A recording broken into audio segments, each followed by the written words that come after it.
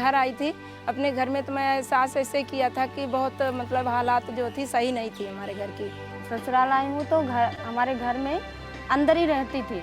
जब समूह में नहीं जुड़े थे तो हम एक दूसरे के सामने हाथ फैलाते थे।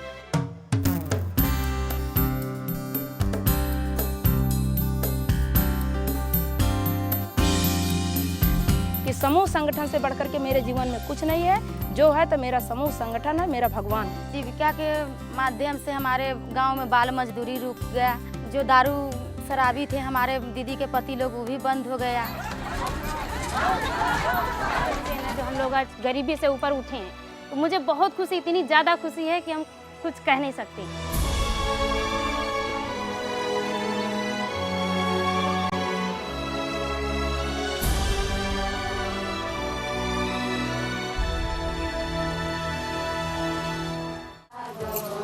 बेहद मामूली दिखने वाला ये छोटा बक्सा गरीबों की हार तोड़ मेहनत की कमाई जमा करने वाला एक मामूली टिन का बक्सा नहीं है।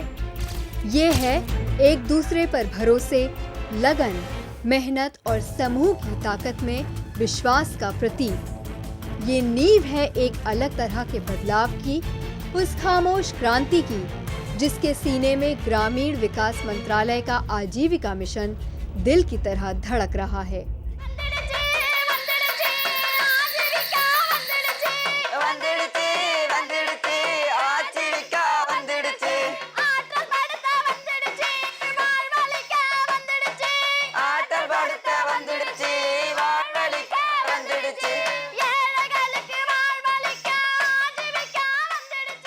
आजीविका मिशन ये योजना जिला और ब्लॉक स्तर पर समर्पित ढांचों की मदद से राज्यों की योजनाओं के जरिए देश भर में लागू हो रही हैं, जिसका पहला कदम है पीआईपी के जरिए लाभार्थी गरीबों की पहचान करना।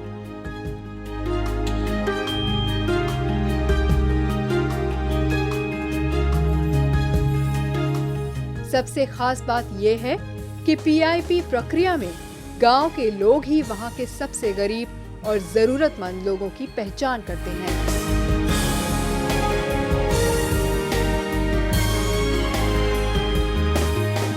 अगर हमारी जो गरीब अति गरीब पहचान कमेटी है तो वो जाके पीआईपी प्रक्रिया करके वो गरीब अति गरीबों की पहचान करते हैं, जिससे हम लोग जानते हैं कि हमारे इतना लोग अति गरीब हैं, इतना गरीब हैं, इतना कम गरीब आ गए। तो इससे देखते हैं कि अब ये जो हमारे अति गरीब है इनको गरीबी में लाना, गरीबी से कम गरीबी में ले आके आगे बढ़ाएंगे। तो ये कमेटी हमारा यही सब काम करती है। पीआईपी में गांव के लोगों को शामिल कर ये सुनिश्चित किया जाता है कि गांव का कोई भी गरीब छूटे नहीं और हर गरीब परिवार का कम से कम एक व्यक्ति किसी स्व सहायता समूह में शामिल हो। घर से निकलते 3 दिन 4 दिन का ट्रेनिंग होता है हम लोग को ब्लॉक में। उसके बाद वहाँ से टीम बांट के गांव में भेज देते हैं दूसरे ब्लॉक में। दूसरे ब्लॉक में जाते हैं, रूम भाड़ा लेकर के वहाँ रहते हैं 5 दीदी मिल के। घर से अनाज अपना राशन पानी लेके जाते हैं, वहाँ 1 महीना रहते हैं उनको गांव में। और गांव पहले जाके गांव भ्रमण करते हैं हम लोग। गांव में देखते हैं कि कितने गरीब लोग हैं, कितने अमीर लोग हैं, किनको दरवाज़ा पर 4 चक्का गाड़ी है, किनका खाने के लिए नहीं है, किनको क्या चीज़ का मकान है, सब देख लेते हैं। उसका बाद चिन्हित करके ही हम लोग गरीब परिवार के चुन के समूह में जोड़ते हैं। पीआईपी के जरिए पहचाने गए गरीब इसके बाद स्व सहायता समूह बनाते हैं। पहले तो उसका स्थिति देखेंगे कि किस लायक है, वो क्या करना चाहती है, ये भी तो देखेंगे सर। और ये भी देखेंगे कि वहाँ पर जो रोज़गार करना चाहती है तो रोज़गार में उसका आमदनी वहाँ पर होगा कि नहीं होगा, क्योंकि जगह के अनुसार भी रोज़गार होता है। अगर हम उस जगह पे अगर मुर्गी पालन नहीं हो पाएगा, वहाँ पर करवा देंगे तो दीदी का तो घाटा लग जाएगा। जहाँ पर पानी का सुविधा नहीं, वहाँ पर बोलेंगे दीदी खेती कीजिए, तो उसका घाटा हो जाएगा ना। तो उसके अनुसार दीदी को समझाएंगे, बताएंगे, रोज़गार दिलाएंगे। पद्मा भोत्रा उड़ीसा के नवरंगपुर में रहती हैं। पति के निधन से इनके जीवन पर पहाड़ टूट पड़ा था। वर्तमान भविष्य सब अंधेरे में था, लेकिन निराशा के इस अंधेरे को चीर बाहर निकलने के लिए इन्होंने गरीब महिलाओं का एक स्व सहायता समूह बना लिया।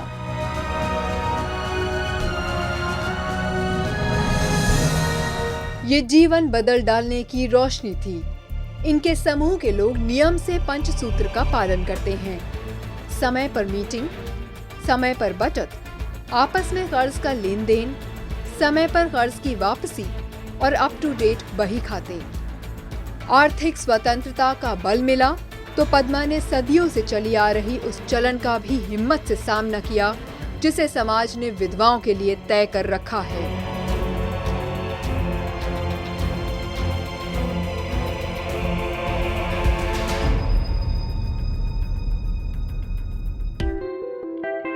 अगला कदम है बदलाव की इस प्रक्रिया में वित्तीय संस्थाओं को शामिल करना, जिसमें न केवल समूह का बैंक खाता खोलना है बल्कि बैंकों से समूह के लिए कर्ज मिलने की व्यवस्था भी करनी है। पहले देखते हैं कि कहाँ समूह नहीं चल रहा है, गरीब लोग कहाँ कहाँ पर हैं पड़े हुए, उसको उठा करके जा करके वहाँ समूह में जोड़ते हैं उनको। उसके बाद उनसे पूछते हैं सब मिलके जमा होकर कि बस क्या करना चाहते हैं आपका समूह में क्या करना सब चाहते हैं गरीब लोग। तो बोलती है कि काम करेंगे, तो उसके लिए फिर बैंक लिंकेज 10 रुपया बचत करती है, उससे नहीं पूर्ति होता है, बैंक लिंकेज करवा के उसको 50,000 रुपया दिया जाता है। 50,000 में जो जौन लायक है उसको दिया जाता है, उसको रोजगार दिया जाता है। उसके बाद वो उतना तक के कमा करके पैसा जमा कर देती है, दे देती है। तो उसमें देखा जाता है कि हाजिरी इसका सही है, पैसा बैलेंस लौटा दिया, तो फिर ऊपर बैंक में चल जाता है। तो वहाँ पर उससे 50,000 जब वहाँ लोन चुकता हो गया तो वहाँ से 1.5 लाख रुपया आता है उस समूह में। तो फिर वो गरीब लोग है जो उससे कुछ उसका ऊपर बढ़ गया तो उसके बाद और ज़्यादा लोन ले करके वो आगे कुछ कर सकती है। कुछ भी नहीं था हमारे पास में। हम एक टाइम खाते थे तो 2 टाइम भूखे मरते थे सर। रात में हमारे यहाँ कभी चूल्हा नहीं जलता था, ऐसा रात में कभी नहीं, क्योंकि बच्चों को सोचते थे कि दिन भर अगर खेल रहता है तो खाना नहीं देंगे तो बच्चे तो भूखे मर जाएंगे। मगर रात में जो कि रियली में हम कभी चूल्हा नहीं जलाते थे। ऐसा कब तक हुआ था, कम पर भी तो 2 महीना। जब 2 महीना हो गया था, फिर जब हम ऐसे जी जब बढ़िया हुआ उसमें देखें कि 2-4 पैसा हम अपना लेन देन करे लगे कि अपना मजदूरी करके अगरबत्ती बना करके रात में अगरबत्ती पूरी रात बनाते थे और बत्ती बना करके और हम अपना खर्ची चलाते थे। आजीविका मिशन का मकसद केवल गांव में गरीबों के स्व सहायता समूहों का गठन करना ही नहीं, बल्कि गांव के उन अलग अलग समूहों को ग्राम संगठन के रूप में भी जोड़ना है। इसके बाद इन ग्राम संगठनों को मिलाकर एक महासंघ या फेडरेशन की रचना भी आजीविका मिशन की कोशिश है। इस तरह गांव के गरीब लोगों के समूहों का गांव से लेकर ब्लॉक और फिर जिला स्तर तक एक विशाल संगठन बन रहा है, जो खुद ही अपने प्रशासन और संचालन का जिम्मा उठा रहा है। संगठन के बड़ा होने के अपने फायदे हैं। सबसे बड़ा फायदा बैंकों से मिलने वाले कर्ज का होता है। इकलौते व्यक्ति का फेडरेशन की ताकत में बदलने की सबसे सटीक मिसाल है खजूरी देवी। वो समूह के संचालन के प्रशिक्षण के लिए आंध्र प्रदेश गई।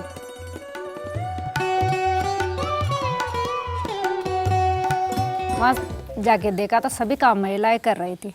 दूध नापना, तोलना, लादना, बैंक तक का काम भी महिलाएं कर रही थी। मैंने सोचा कि ये महिलाएं कर रही तो हम क्यों नहीं कर सकते। हम वहाँ जा कर के ये सीख के यही सोच के आए, हम भी वहाँ जा कर के हमारे यहाँ महिलाएं काम करें। वापस लौटकर खजूरी देवी ने 3 गांवों के 6 समूहों को मिलाकर एक मंडल बनाया। फायदा ये हुआ कि मंडल में शामिल समूहों से जमा होने वाला दूध 100 लीटर तक पहुंच गया। खजूरी ब्लॉक तक ही नहीं रुकी, उन्होंने 60 गांवों की करीब 2000 महिलाओं को जोड़कर एक महासंघ यानी फेडरेशन का गठन किया। आज इस फेडरेशन का अपना एक चिलिंग प्लांट है।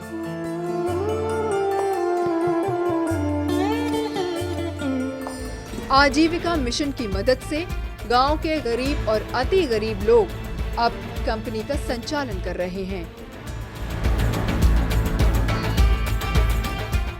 बिहार के खगड़िया जिले की तारा देवी ऐसी ही एक कंपनी के निदेशक मंडल का हिस्सा हैं। Jeevika women agri producer company limited नाम की इस कंपनी का गठन गांव के हर गरीब के महज 200 रुपए के प्रति शेयर के निवेश से किया गया था। बोले हाँ भैया 200 रुपया का शेयर धारक हम बन जाएंगे। तब 1,23,553 रुपया हम लोग को हुआ था।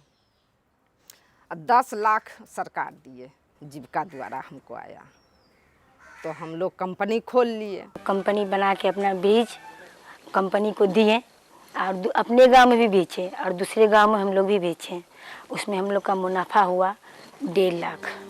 अभी तो मेरा फायदा बहुत दे रहा है कंपनी, लेकिन मुझे है भरोसा भविष्य में भी जो कंपनी हमको कभी नहीं धोखा देगा। आजीविका मिशन के कई लाभार्थी अब तरक्की की राह चल निकले हैं। बेरोजगार कर्ज की उपलब्धता की बुनियादी सुविधाओं से आगे बढ़ एक साथ कई तरह के काम कर विकास कर रहे हैं।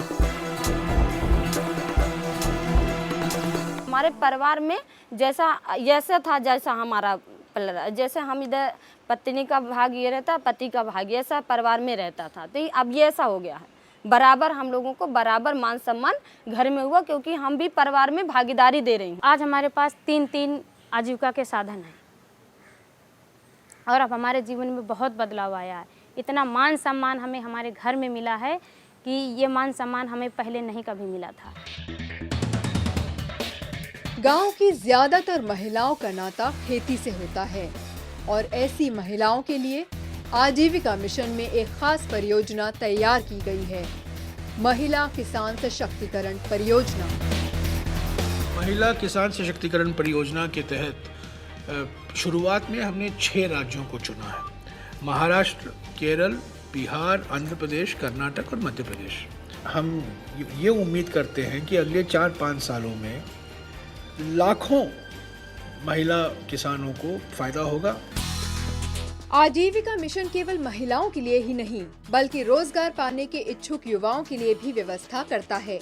इस आजीविका स्किल डेवलपमेंट प्रोग्राम ASDP का मकसद है आमदनी का विभिन्न जरिया तैयार कर गरीबी दूर करना, रोजगार आधारित हुनर के लिए प्रशिक्षण मुहैया कराना, प्रशिक्षित युवाओं में 75% के लिए रोजगार गारंटी, रोजगार के अवसर तैयार करने के लिए राज्य सरकार, कॉरपोरेट हाउसेज और गैर सरकारी संगठनों से साझेदारी।